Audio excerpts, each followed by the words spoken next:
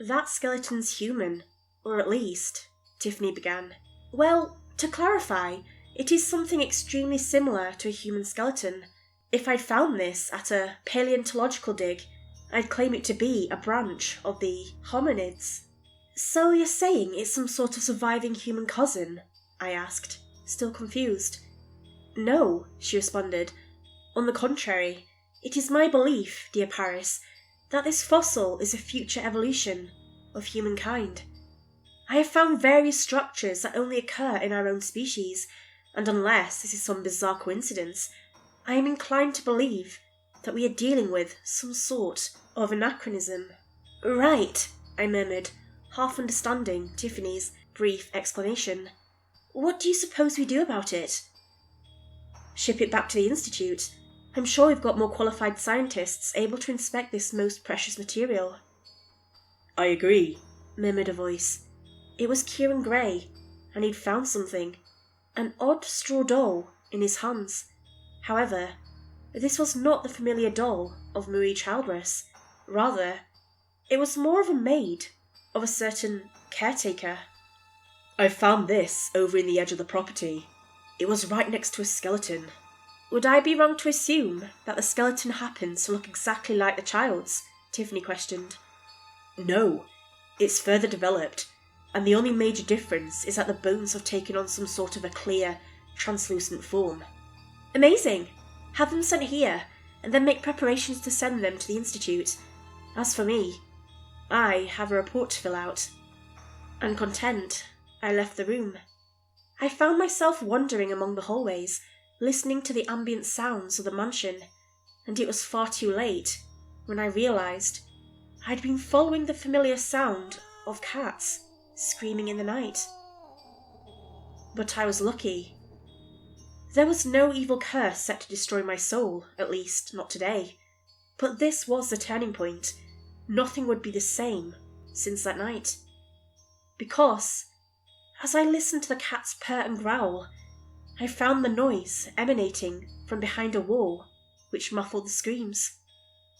I was suddenly overtaken by this desire to rip apart the wall, and suddenly I found myself with a sledgehammer in my hand, one I do not remember bringing. I found myself smashing it against the wall until it revealed a room. Suddenly, I heard my phone buzz and I saw a notification. It was from SVTOFTGDS. The message was an image of the room that had just been revealed to me. A room hidden behind a wall. A bedroom with an old bed, an old drawer, and extinguished dusty candles. I compared the photo to the room just before the screen flashed white and rebooted. It was the same, except in the photo, the drawer was open and some sort of journal was exposed. I felt like my hand was being guided towards the journal, and just as I touched it, I heard this odd noise coming from somewhere distant behind me. It was this distorted, muffled voice and several light footsteps. I suddenly found myself hiding underneath the bed like some sort of frightened child. And that's when it dawned on me. I had no idea what part of the house I was in. The blueprints never hinted at a hidden room, nor the surroundings I'd passed before finding the place. I saw a shadow across the exposed, hidden room. An animalistic shadow, like a deer, but it stood on two legs, and the antlers were too long, almost like tentacles. Even the shadow of the horns seemed off, like they were living in some other way. I found myself holding my breath as the thing got closer and closer. I heard its breath, deep and moist. From underneath the bed, I saw two crimson-stained, black cloven feet approach me, just mere inches away from myself. It tapped its toes once, twice, and thrice. It snorted a deep, terrifying snort. Then I heard something. No, someone in the distance scream, and the creature growled and ran off in the direction. I sighed in relief, breathing normally. At least, until I heard the rats. For a place supposedly haunted by cats, rats were the thing that scared me most, because from behind me, I heard the pitter-patter of feet, then screeches as I rolled to see mice erupting from a hole. I yelped, then escaped from the bed just as the rats chased after me. I got on the bed, hoping to escape the tidal wave of rats that were just pouring out of the hole underneath the bed. Well, between the cloven-toed thing and the rats, I wasn't sure what to be afraid of more. I didn't know what to do next, but suddenly I saw this pale white child in front of me, staring at me. No, not me, but someone behind me. The boy with the white porcelain skin was staring at someone behind me, and then I yelped as I saw what was behind me. It was a dead body, riddled with maggots and other things I dare not name. I looked back at the boy in front of me, and then I saw that the rats were all over him, biting, shredding, killing him. Yet he did not move, but only pointed to the corpse of a dead girl behind me. The boy stepped closer to me, and before I could move, I saw something change in his demeanour. I saw that he was no longer stern, pointing at the dead, but now, no. He was younger, smiling, and extending a hand to a girl next to me. "Hi," he bubbled. "Wanna play? I'm Quentin Smog." "How did you get into my room?" the girl asked. The boy simply smiled, and then I saw something odd. His eyes, just for a second, seemed to glow, to change to a deep off-purple colour. "Wanna play?" the boy asked again. "Sure," the girl replied. I could only watch as the girl took the boy's hand, and she was guided out of the room through the sea of rats, which seemed not to affect them. I stepped down, standing on the floor. The rats scurried around my boots, paying no attention to me. "My name is Theodora," the girl introduced. "Theodora Kryloft." "Nice to meet you," spoke the boy, who called himself Quentin. "Come, let's play outside." I followed them through an open door to see that it was morning yet. No, that was impossible. Outside was not at all how it should have looked like. It was far too yellow, too bright, too joyful. What was this place? It didn't seem like the outside I'd seen while surveying the house before. In the distance, where the house gates should have been, was a mountain I'd never seen before. "Have you ever been to Creasing?" asked the boy. "I'm from Creasing." He pointed at what seemed to be a town at the very foot of the mountain, a town that wasn't there the last time I looked. There was an odd, anachronistic billboard that screamed something along the lines of "Welcome to Creasing," but I didn't pay it much mind. "It's the mountain," the odd boy replied, smiling this awful, wide smile. His teeth seemed to be sharpened, like some sort of shark. "I'm from Creasing Town. I'll show you. Come with me." "Okay," the girl cheered, running after the boy, who was running down a hidden path that cut into the mountain. This wasn't right. No historical records ever hinted at any mountain called Creasing, or the boy and the girl. But somehow, I knew this was right, like this had actually happened. Something about the name of the town, Creasing, made me feel this odd sense of nostalgia, as if I'd been there before. No, I was sure I'd been to Creasing for a case before. I just wasn't exactly sure which one. My memories seemed clouded, as if a blanket of snow had frosted over them. In short, I couldn't think straight. I decided to follow the spectral images of the children entering the ancient mountain path, seeing their small forms glide ahead, guiding me towards an unknown world. This Creasing was not at all how my fractured memories remembered it. I was sure it was larger, more advanced, not the sorry state it was in that I saw. It seemed to only consist of a town centre where a large mayoral building lay, a fountain, and several groupings of dull houses surrounding the place. Additionally, a cemetery lay in the distance, eerie and fitting. But the oddest thing was that there were no other people. It was just me and the 2 children ahead of me.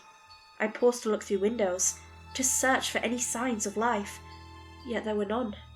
I noticed that one of the houses had left their door open, and as I peered through it, I saw that everything inside was a mess.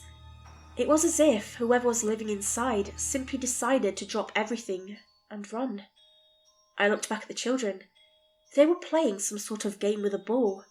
I decided to enter the house, and just as I suspected, the remainder of the place was in the exact same condition. Everything seemed lived in, yet there wasn't anyone there. Eventually, I noticed this odd picture frame sitting on a desk, the only picture I'd seen in the entire house. I picked it up, cleared the dirty glass with a piece of cloth I carried, and then focused on the image. It seemed as if it was supposed to be a family of 4, yet for whatever reason, the whole image seemed blurred, no matter how many times I cleaned the glass. I decided to open the frame, and I did, taking the picture out as well. It was still blurred, and I couldn't make heads or tails on who the people in the photo were exactly. Before I could snap a photo of it on my phone, it seemed to crackle, snap on its own, then jump out of my hand, floating off into the distance, carried by a dead wind. It landed on the floor, as if it was a sign. I realised that the planks the strange photograph had landed on were loose, and after a moment of tugging, I revealed an odd passageway deep into the earth. There was a ladder there, and it went to a distance not even my flashlight could pierce. "Hello?" I called.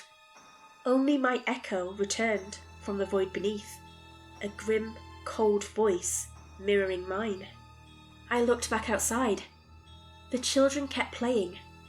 It was as if they were in some sort of loop, picking up the ball, throwing it back and forth, copying themselves over and over, always picking up and throwing in the exact same places as the cycle before.